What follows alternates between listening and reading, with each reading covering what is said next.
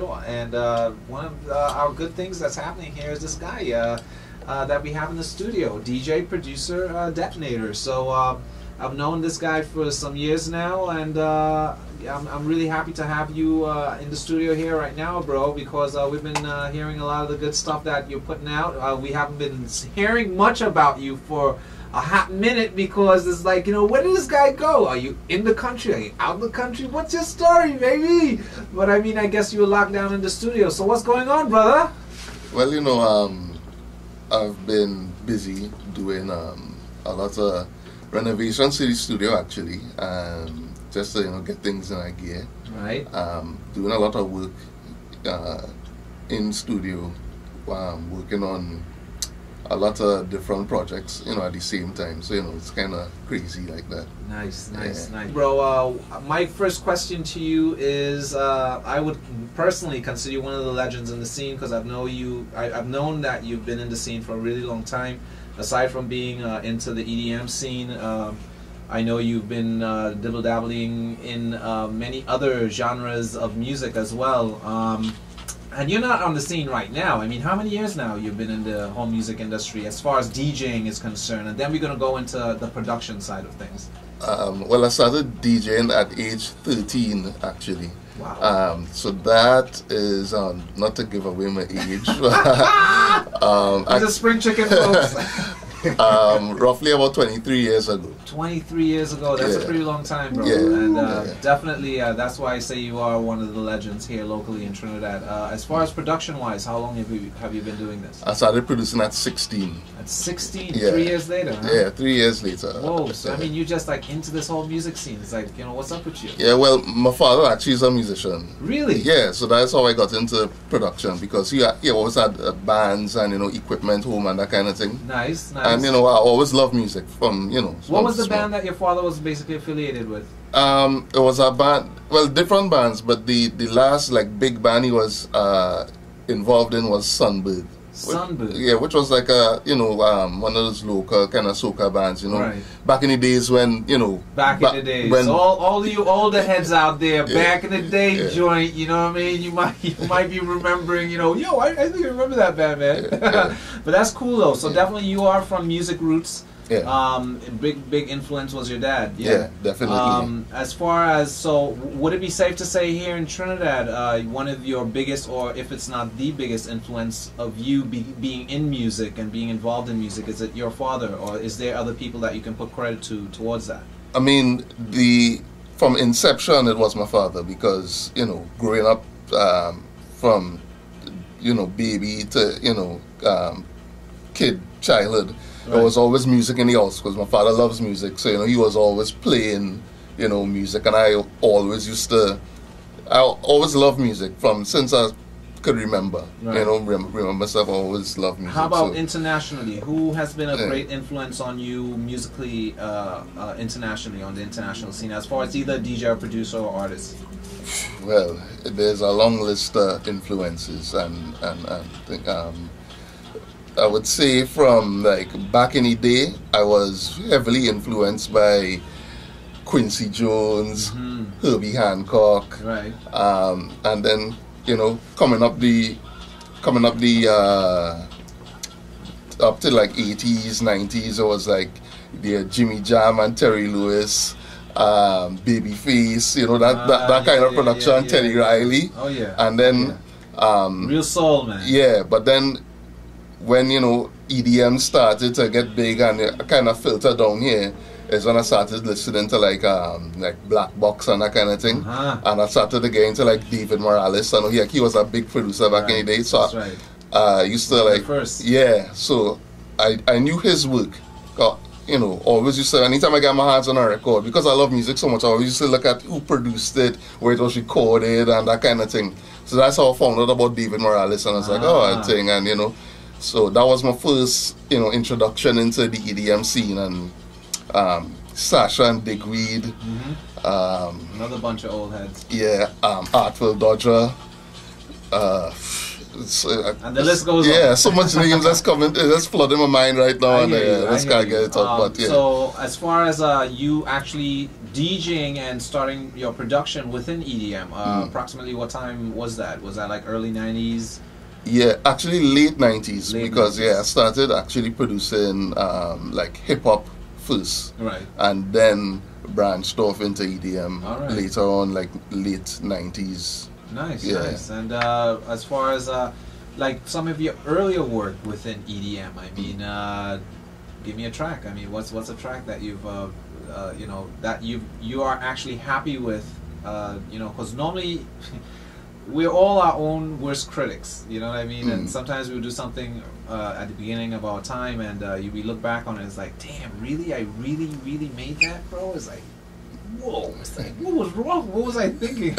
But then, you know, sometimes that can actually be the greatest stepping stone for you in expanding yourself to even a greater place. Yeah. What would you say is a track that really made you where you are today for yourself, as far as when you did that production, you said, you know what, I think I got it. I think I know exactly the direction I need to go with this. That would be a track called Gives Me a Feeling. Gives Me a Feeling. I actually have it here. You do? Yeah, that was from back in the day, Fruity Loops. Ah, yeah, Fruity Loops. Yeah. And listen, there are dudes out there right now still using Fruity Loops, so we can't talk too bad about Fruity Loops. Oh, Fruity Loops has done the trick, for sure. You know, it's not just about all those new programs that production tools, Pro Tools, and all that good stuff that people are using right now. You know, we've had yeah, I'm checking you out, bro. Yeah, bro. So again, so let me ask you, as far as Trinidad, the Trinidad EDM scene. I'm sorry, TNT and the world. I just got a little sidetracked there for a second, trying to do several things at the same time. I know you're wondering, what the hell is wrong with this man? Is he taking a drink? What's this? Is he crazy? Yeah. No, I'm not. No, but again, back to you, Detnator. As far as the EDM scene here in Trinidad, what is your thoughts on it? Number one, in Trinidad and the Caribbean, and secondly, where would you like to see it go from the point where it's at right now? Well, I think it needs to be a little more active in terms of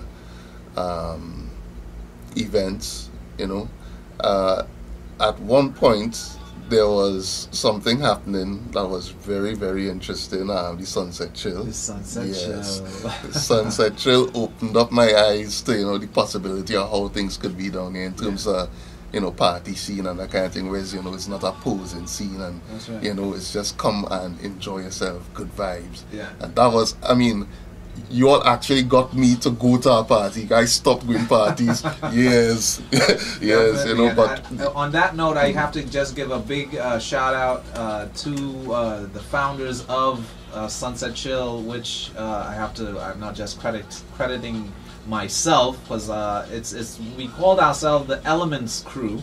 It was myself, Tony Hydro, Lyndon Livingston, Ryan Hira, which we know as the DJ Big Daddy, and Tony Xavier and Darren Howard. We were the actual elements that had produced that event. This is back in 2007. Coming up, I think we made that run for about a year, and really and truly, I think that was probably one of the greatest times that Trinidad has ever had within the EDM scene, where people actually came together and the scene was one. Definitely. It was one. Yeah, it was about being real. Yeah. It was about the music. It was about the love. No poses, like you said. Yeah. Everybody came, danced, had a good time. And guess what, TNT in the world? This was on a Sunday afternoon from 4 p.m. till 4 a.m. Sometimes we take this to like 7, 8, 9, 10 a.m. It was total bananas, man. Total bananas. And again, we are striving to have that again right here in TNT. And don't worry, we will. We will. We are on the road to it. So, as far as what do you think we need to do right now in making this thing better? Well, definitely have more events, but I think the type of venues that are chosen for the events is what you know, kind of sets the pace and the tone for the type of event, you know, and the type of crowd that you would get. And you know, even sometimes the music that is played, because sometimes I think, like, I went to a couple events and I heard too much of the same thing. Like, I like to hear diversity. I like to hear strange things, you know, like a strange track. And when I hear that, like, you know, where that DJ pull out that from? Right. I need to find out the name of that song, the name of that artist, you know. And definitely that used to happen with the chill. So, you know, yes. But you know what? As on that point, as you said that, I would have to agree with you. The only thing I would say is, unfortunately, a large portion of the population is not so educated within the EDM scene. Again, folks, EDM, electronic dance music, it's not techno or rave music. That's just a genre within EDM. So keep that in mind. Electronic dance music, that's what it's referred to. Because you have many genres of electronic dance music, such as house, tribal, drum and bass, dubstep, trance, progressive, you name it. It goes on and on. So again, in my mind, I think you know, like you said, you like to hear a lot of strange things. As a man of music, you know, you would greater be able to appreciate that. Right. But I think the normal man on the street, it's going to be a little harder for them to grasp to, because it's not something they're too accustomed to, at least the wider public, if you understand what I'm saying. Yeah. So at the end of the day, in my mind, I think that there's still some level of a formula that has to be created to meet the people. Right. Now, for me, I mean, I spent my time basically in New York almost 20 years, and I was there when house music just started. I was there at the Palladium, you know, at the basement, at the warehouse, and I saw where house music began.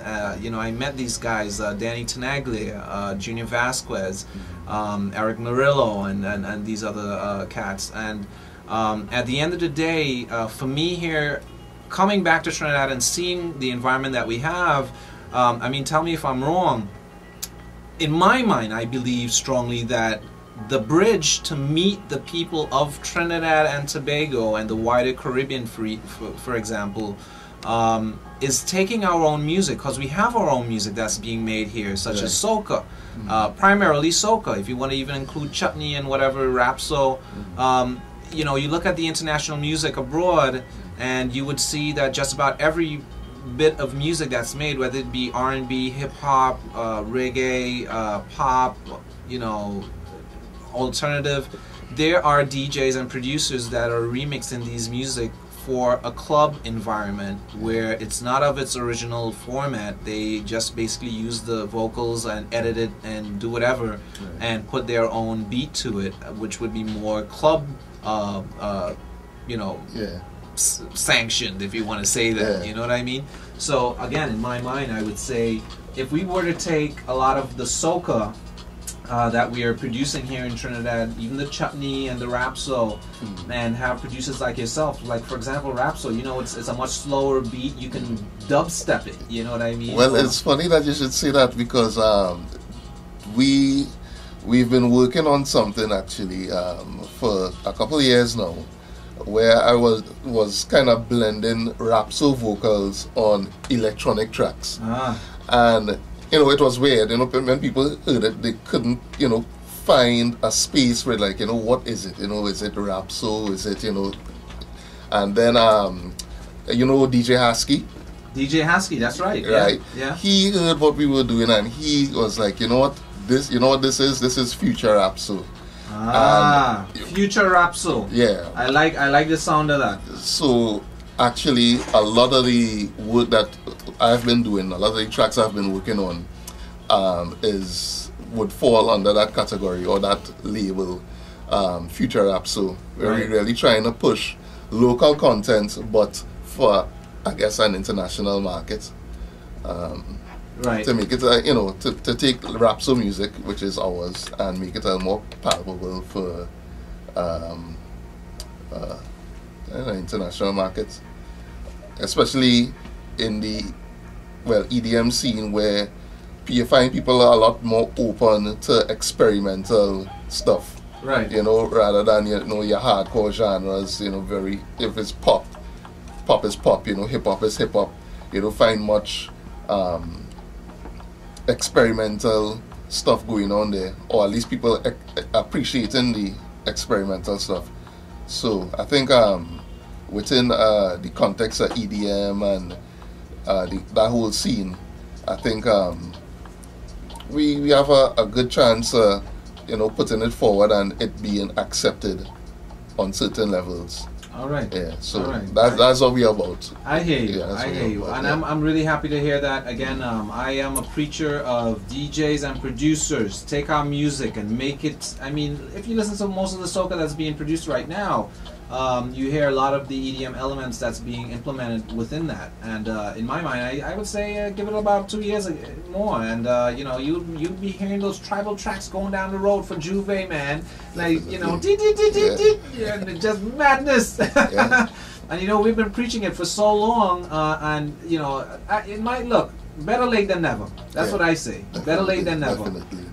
But again, I do think it's up to our fraternity of DJs and producers to bring even greater awareness to this music. And again, whatever we can do, primarily for you guys, the producers, man. You know, when you're making your music, I'm not telling you what to do from what not to do, but some level, some form, somewhere within your work to take some of our own local stuff, as far as you know, whatever music that's done originally, whether it be soca or groovy soca or raps or whatever, you know, do a remix. If you need to talk to the artist and or the record label, get it sanctioned from them. If they can maybe even include that track within that album, you know, that's something that we need to fight for and to see happen. Definitely. On my end, I give you my word, man. I'll try my utmost best to make that recognition made, as far as connecting those dots with the artists and record labels or production houses, where they can include your mixes or whichever producer's mixes.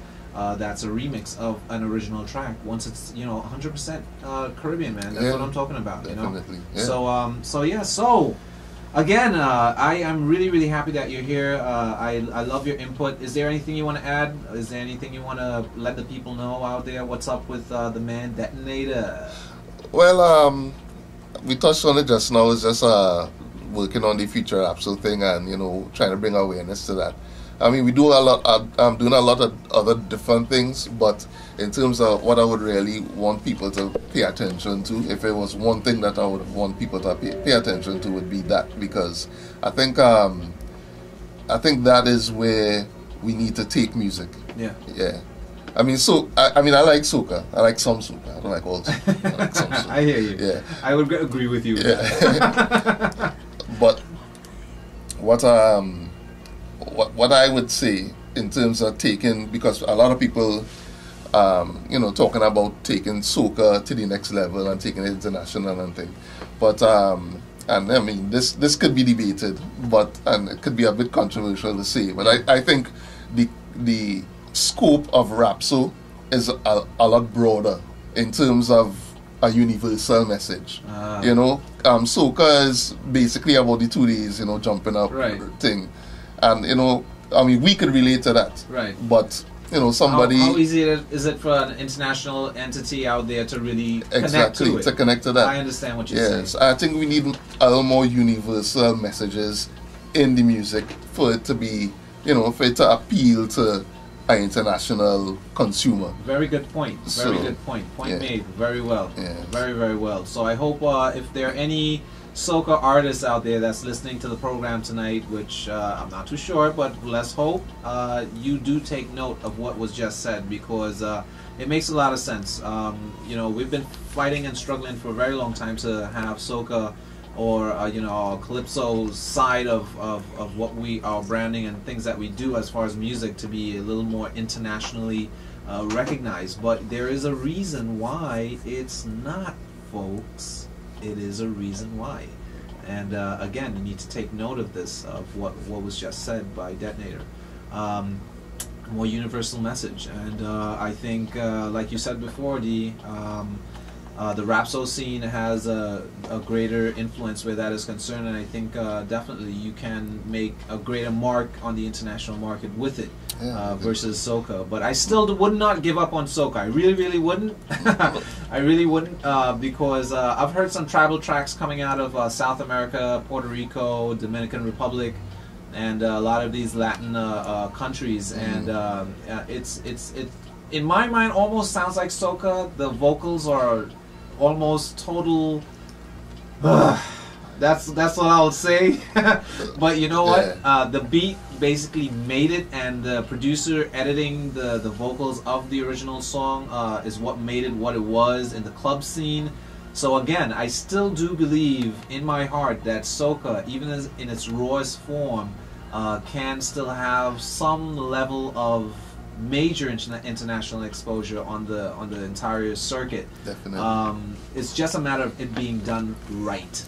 Because we can have someone who can't sing at all, and again, you guys make magic, man, in the studio. I'm telling you, and you make a hit from nothing, literally from someone who sounds like I'm sorry, TNT, I'm sorry. Yeah, but I mean, really, and again, it's up to you guys to make it happen. You know what I mean? And again, it's about you. It's about you, because you're the new musician rock star of music. You know what I mean? It's not even about a band anymore. Yeah, I'll be trying to make it happen. You know, just doing the work and putting it out there, and yeah. The rest is for the people, I guess, to determine whether. Definitely. So you heard it right here, TNT and the world. This is one of Trinidad's top DJ/producers. Been in the business over 20 years.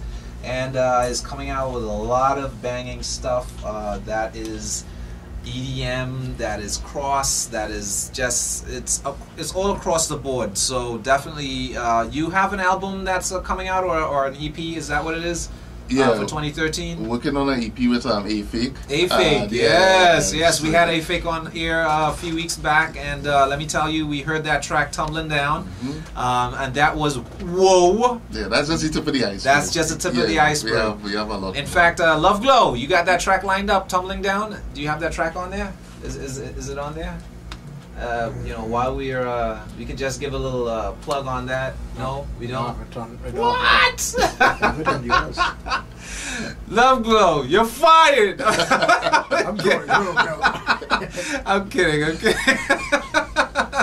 No, we're kidding. We can't get rid of Love Glow. It's all done. No, all right. Well, I suppose I have that track actually. I would drop it before you go. That track, folks, is a track that Detnator himself produced alongside artists A-Fake. That's A_PHAKE. You can check him out on Facebook. Where can the people check you out, man? What's your site? What's your website? What's your links? What's going on? Detnator.com. You can start there, and I have everything there: Twitter, YouTube, SoundCloud, Facebook. Okay, so Twitter, YouTube, SoundCloud. They're just typing in what? Just Detnator, Detnator. Yes, it is not Detonator. It's not Detonator. Yes, all right, Detnator. Is how you spell it? Detnator. Detnator. Yes, I do know how to spell detonator, but it's not detonator. Right, it's Detnator. Yes. Right? That's what it is. So Detnator.com, and you'll find all our social networking stuff there and everything else.